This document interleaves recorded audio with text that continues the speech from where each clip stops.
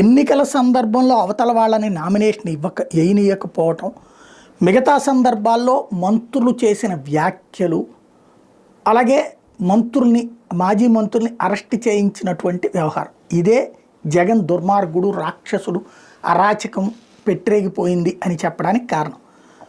కార్యకర్తల హడావిడి, కార్యకర్తల గందరగోళం ఏమీ లేదు. ఏ కార్యకర్త వైఎస్ఆర్ కాంగ్రెస్ పార్టీ వాళ్ళకి కనీసం ఓ పెన్షన్ కూడా ఇప్పించుకోలేకపోయామని వాళ్ళే ఎదురు తిరిగారు జగన్ మీద. అలాగే ఏ పనులు చేయించుకోలేకపోయామని నాయకులు ఆగ్రహంతో రగిలిపోయారు జగన్ మీద. అందుకని జగన్కి తమ విలువ తెలియడం కోసం ఓడించే ప్రయత్నం చేశారు.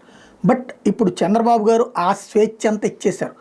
అందినంత దండుకోవడానికి అటు ఇసుక, మద్యం ఇవి కాకుండా ప్రభుత్వ కాంట్రాక్ట్లు ఎక్కడికక్కడ అన్ని పనులు తెలుగుదేశం వాళ్ళే చూసుకుంటున్నారు. ఈవెన్ పెన్షన్లు ఇట్లాంటి ఇప్పించేది కూడా తెలుగుదేశం వాళ్ళే చేస్తున్నారు. ఇక్కడే